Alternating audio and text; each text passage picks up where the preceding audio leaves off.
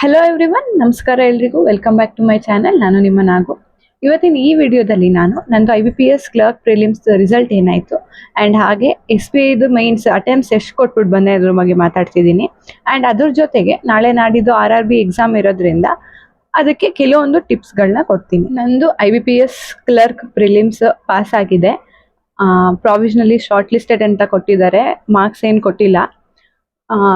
And ನಾನು SBI pass ಆಗಲ್ಲ ಅಂತ ಅಂದ್ಕೊಂಡಿದ್ದೆ, ಬಟ್ IBPS ನನಗೆ ಅನ್ನಿಸ್ತಿತ್ತು ನಾನು ಪಾಸ್ ಆಗ್ತೀನಿ ಅಂತ. ಏನಕ್ಕಂತ ಹೇಳಿದ್ರೆ 73 ಅಟೆಂಪ್ಟ್ಸ್ ಕೊಟ್ಬಿಟ್ಟು ಬಂದಿದ್ದೆ. ಆ್ಯಂಡ್ ಹಾಗೇನೆ ವೇಕೆನ್ಸಿನೂ ಜಾಸ್ತಿ ಇದೆ, 1300+ ವೇಕೆನ್ಸೀಸ್ ಇರೋದ್ರಿಂದ ಕಟ್ ಆಫು ಏನು ಜಾಸ್ತಿ ಹೋಗೋದಿಲ್ಲ, ಆರಾಮಾಗಿ ಪಾಸ್ ಆಗ್ತೀನಿ ಅಂತಲೇ ಅಂದ್ಕೊಂಡಿದ್ದೆ. ಹಾಗೆ ಪಾಸ್ ಆಗಿದೆ. ಆ್ಯಂಡ್ ನಿಮ್ದೆಲ್ಲ ಏನಾಯಿತು ರಿಸಲ್ಟು ಅಂತ ನನಗೆ ಕಮೆಂಟಲ್ಲಿ ತಿಳಿಸಿ. SBI ಕ್ಲರ್ಕ್ ಮೇನ್ಸಲ್ಲಿ ನನ್ನ ಅಟೆಂಪ್ಟ್ಸ್ ಬಂದ್ಬಿಟ್ಟು 93. ಫಸ್ಟು ನಮಗೆ GA ಇತ್ತು. GAಲಿ ನಾನು 21 ಅಟೆಂಡ್ ಮಾಡಿದ್ದೀನಿ. ಬಟ್ ನಂದು ಆಲ್ಮೋಸ್ಟ್ ಇದರಲ್ಲಿ ಸುಮಾರಷ್ಟು ಗೆಸ್ ವರ್ಕ್ಸೇನೆ. ನನಗೆ ಏನು ಅನಿಸ್ತಿತ್ತು, ಪ್ರತಿಯೊಂದು ಆಲ್ಮೋಸ್ಟ್ ಎಲ್ಲ ಕ್ವಶನ್ನಲ್ಲೂ ಎರಡು ಆಪ್ಷನಲ್ಲಿ ಕನ್ಫ್ಯೂಸ್ ಆಗ್ತಿತ್ತು ಯಾವ್ದು ಆನ್ಸರ್ ಅಂತ. ಸೊ ಏನೂ ಅಟೆಂಡ್ ಮಾಡ್ದೇನೆ ಬರೋ ಬದಲು ಕೆಲವೊಂದಾರು ಗೆಸ್ ವರ್ಕ್ ಮೇಲೆ ಮಾಡ್ಬಿಟ್ಟು ಬರೋಣ ಅಂತ ಆ ಥರ ಮಾಡ್ಬಿಟ್ಟು ಬಂದಿದ್ದೀನಿ.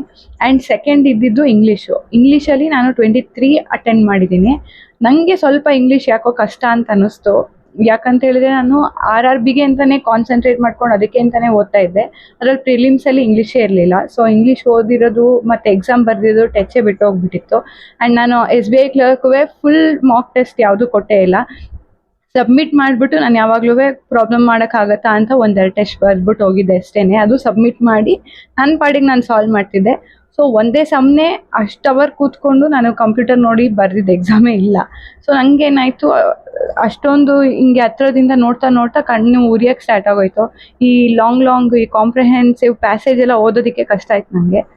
ಸೊ ಅದಕ್ಕೇ ಇದು ಒಂದು ಮಾಡಿದ ಮಿಸ್ಟೇಕು. ಇನ್ನು IBPS ಕ್ಲರ್ಕ್ ಮೇನ್ಸಿಗೆ ಈ ಮಿಸ್ಟೇಕ್ ಆಗಬಾರ್ದು. ಸೊ ಮಾಕ್ ಟೆಸ್ಟ್ಗಳು ಬರಿತಾ ಹೋಗ್ತೀನಿ, ಇಂಗ್ಲೀಷೇ ಸಪ್ರೇಟಾಗಿ ಬರಿತಾ ಹೋಗ್ತೀನಿ. ಆ್ಯಂಡ್ ಹಾಗೆಯೇ ನೆಕ್ಸ್ಟ್ ಇದ್ದಿದ್ದು ನಮಗೆ ಮ್ಯಾಥ್ಸ್, ಅದು ಕ್ವಾಂಟ್ಸಲ್ಲಿ ನಾನು 22 ಅಟೆಂಡ್ ಮಾಡಿದ್ದೀನಿ. ಪರವಾಗಿಲ್ಲ, ಈಸಿನೇ ಇತ್ತು. ಅದೇ ಹೇಳಿದ್ನಲ್ಲ, ಒಂದೇ ಸಮನೆ ಕೂತ್ಕೊಂಡು ಬರೀದೇ ಇರೋದಕ್ಕೆ ನನಗೆ ಕಣ್ಣೂರಿ ಬಂದ್ಬಿಡ್ತು. ನೋಡಿ ಕಂಪ್ಯೂಟರ್ ನೋಡೋಕ್ಕೆ ಆಗ್ತಿರ್ಲಿಲ್ಲ. ಸೊ ಅಷ್ಟು ಅಟೆಂಡ್ ಮಾಡಿದ್ದೀನಿ. ಅದಾದಮೇಲೆ ರೀಸ್ನಿಂಗ್ ನನ್ನ ಫೇವ್ರೆಟು. 27 ಅಟೆಂಡ್ ಮಾಡ್ಬಿಟ್ಟು ಬಂದಿದ್ದೀನಿ. ಕೊನೆಯದಾಗಿ ಇಟ್ಟಿದ್ರು, ಅದಕ್ಕೆ ಅಂತ ಸ್ವಲ್ಪ ಎನರ್ಜಿ ಉಳಿಸ್ಕೊಂಡಿದ್ದೆ. ಟೋಟಲ್ ನಂದು 93 ಅಟೆಂಪ್ಟ್ಸು. ನೀವೆಷ್ಟು ಅಟೆಂಡ್ ಮಾಡಿದ್ದೀರಾ ಅಂತ ನನಗೆ ಕಮೆಂಟಲ್ಲಿ ತಿಳಿಸಿ. ಆ್ಯಂಡ್ ಹಾಗೆ ನಾಳೆ ನಾಡಿದ್ದು ನಮಗೆ RRB PO ಪ್ರಿಲಿಮ್ಸ್ದು ಎಕ್ಸಾಮ್ ಇದೆ. ನಂದು 23rd 10:15ಗೆ ರಿಪೋರ್ಟಿಂಗ್ ಟೈಮು. ನಿಮ್ದು ಯಾವ ಶಿಫ್ಟು ಯಾವ ದಿನ ಅಂತ ನನಗೆ ಕಮೆಂಟಲ್ಲಿ ತಿಳಿಸಿ. ಇನ್ನೂ ಟಿಪ್ಸ್ ಕೊಡ್ತೀನಿ ಅಂತ ಹೇಳಿದೆ, ಏನಿಲ್ಲ, ಅದು ಹೇಗೆ ಅಪ್ರೋಚ್ ಹೋಗೋದು, ರೀಸ್ನಿಂಗ್ ಆಗಲಿ ಕ್ವಾಂಟ್ಸ್ ಆಗಲಿ ಹೇಗೆ ಶುರು ಮಾಡೋದು, ಯಾವ ಕ್ವಶನಿಂದ ಶುರು ಮಾಡೋದು ಅನ್ನೋದ್ರ ಬಗ್ಗೆ ಹೇಳ್ತೀನಿ. ಮೊದಲನೇ ಕ್ವಶನ್ಗೆ ಅಟ್ಯಾಕ್ ಮಾಡಬೇಕು ಅಂತಿಲ್ಲ. ಕೆಲವೊಂದ್ಸತಿ ಮೊದಲನೇ ಕ್ವಶನ್ ಕಷ್ಟದ ಕ್ವಶನ್ಸು ಆಗಿರುತ್ತೆ. ನೀವು ಹೇಗೆ ಕ್ವಶನ್ನ ಚೂಸ್ ಮಾಡ್ಕೊಂಡು ಹೋಗಬೇಕು ಅಂತ ಹೇಳಿದ್ರೆ, ಫಸ್ಟು ನಿಮಗೆ ಯಾವುದು ಈಸಿ, ನಿಮ್ಗೆ ಯಾವ ಟಾಪಿಕ್ ಫೇವ್ರೆಟ್ ಇರುತ್ತೆ, ನಿಮ್ಗೆ ಅದರಲ್ಲಿ 100% ಸ್ಕೋರ್ ಬರ್ತಿದೆ ಅನ್ನೋಂಥದ್ದು ಇರುತ್ತಲ್ಲ, ಆ ಟಾಪಿಕ್ನ ಪಿಕ್ ಮಾಡಬೇಕು. ಈಗ ನಾನು ಹೇಗೆ ಹೋಗ್ತೀನಿ ಅಂತ ಹೇಳಿದ್ರೆ, ಫಸ್ಟು ಪಝಲ್ ನೋಡಿದೆ ಅಂತ ಹೇಳಿದ್ರೆ ಮಾರ್ಕ್ ಫಾರ್ ರಿವ್ಯೂ ಕೊಟ್ಬಿಟ್ಟು ನೆಕ್ಸ್ಟ್ 5 ಕ್ವಶನ್ನು ಸ್ಕಿಪ್ ಮಾಡಿಬಿಟ್ಟು 6ನೇ ಕ್ವಶನ್ಗೆ ಅಂತ ಟ್ಯಾಪ್ ಮಾಡ್ತೀನಿ. ಅದರಲ್ಲಿ ನನಗೇನಾದ್ರು ಸಿಲಾಜಿಸಮು, ಕೋಡೆಡ್ ಇನ್ಇಕ್ವಾಲಿಟೀಸು, ಇಲ್ಲ ಕೋಡಿಂಗ್ ಡಿಕೋಡಿಂಗು, ಚೀನೀಸ್ದು ಬರುತ್ತಲ್ಲ ಅದು, ಅದಾದಮೇಲೆ ಬ್ಲಡ್ ರಿಲೇಷನು, ಡೈರೆಕ್ಷನ್ ಸೆನ್ಸು, ಈ ಥರದ್ದು. ಇಲ್ಲಾಂತ ಹೇಳಿದ್ರೆ 6 ಜನದ್ದು ಕೊಟ್ಟಿರ್ತಾರೆ. ಹೇಗೆ ಅಂತ ಹೇಳಿದ್ರೆ ಏಜ್, ಒಬ್ರಿಗಿಂತ ಒಬ್ರು ಏಜ್ ಜಾಸ್ತಿ, ಇಲ್ಲ ವೆಯ್ಟ್, ಈ ಥರ ಒಂದು 3 ಕ್ವಶನ್ಸ್ದು 3 ಕ್ವಶನ್ ಥರದ್ದು ಇರುತ್ತೆ ಆನ್ಸರ್ ಮಾಡುವಂಥದ್ದು. ಅಂಥವು ಯಾವ್ದಾದ್ರು ಇದ್ದರೆ ಇದನ್ನು ಫಸ್ಟ್ ಮುಗಿಸ್ಕೊಂಬರ್ತೀನಿ. ಇದಿಷ್ಟು ಮುಗಿಸ್ಕೊಂಡು ಬಂದಮೇಲೆ ಪಝಲ್ಸಿಗೆ ಬರ್ತೀನಿ. ಪಝಲ್ಸಲ್ಲಿ ಯಾವ್ದು ನನಗೆ ಈಸಿ ಅಂತ ಅನ್ಸುತ್ತೆ ಅಂತ ಹೇಳಿದ್ರೆ ಮಂತ್ ಬೇಸ್ಡ್, ಇಲ್ಲ ಅಂತ ಹೇಳಿದ್ರೆ ಇವಾಗ ಒಬ್ಬರು CEO ಆಗಿರ್ತಾರೆ, ಅವ್ರ ಕೆಳಗಡೆ ಒಂದು 8 ರ್ಯಾಂಕ್ ಇರುತ್ತೆ, ಆ ರಿಲೇಟೆಡ್ ಪಝಲ್ಸ್ ಇರ್ತಾವಲ್ಲ ಅದು. ಇಂಥವು ಯಾವ್ದಾದ್ರು ಕೊಟ್ಟಿದ್ರೆ ಇದನ್ನು ನಾನು ಸೆಕೆಂಡ್ ಆಪ್ಷನ್ ಆಗಿ ಇಟ್ಕೊತೀನಿ. ಇದೆಲ್ಲ ಮುಗಿಸಿ ನನಗೆ ಇನ್ನೂ ಟೈಮ್ ಇದೆ ಅಂತ ಹೇಳಿದ್ರೆ 25-30 ಕ್ವಶನ್ ಇದಿಷ್ಟು ಒಳಗಡೆ ಮುಗ್ದೋಗಿರುತ್ತೆ. ಇನ್ನೊಂದೊಂದು ಕ್ವಶನ್ ಮಿಸ್ಲೆನಿಯಸ್ ಬರುತ್ತಲ್ಲ, ಅಂಥವನ್ನೆಲ್ಲ ಮುಗಿಸೋ ಅಷ್ಟೊತ್ತಿಗೆ ಇದು 30 ಮುಗ್ದಿರುತ್ತೆ. ಇನ್ನೂ 2 ಕ್ವಶನ್ ಯಾವುದು ಪಝಲ್ಸೋ ಇಲ್ಲ ಸರ್ಕಲ್ಲು ಸ್ಕ್ವೇರೋ ಯಾವ್ದು ಕೊಟ್ಟಿರ್ತಾರೆ, ಇಲ್ಲ ಅಂತ ಹೇಳಿದ್ರೆ ಅನ್ಸರ್ಟೈನ್ ನಂಬರ್ದು ಕೊಟ್ಟಿರ್ತಾರೆ, ಅದರಲ್ಲಿ ಯಾವ್ದು ಈಸಿ ಅಂತ ಅನ್ಸುತ್ತೆ ಅದನ್ನು ಮಾಡ್ತೀನಿ. ಸೊ ನೀವು ಹೀಗೇನೆ ನಿಮಗೆ ಯಾವುದು ಈಸಿ ಅಂತ ಅನ್ಸುತ್ತೆ ಫಸ್ಟು ಅದನ್ನು ಮಾಡಿ. ನಿಮಗೆ ಪಝಲ್ಸೇ ಈಸಿ ಇರ್ಬೋದು.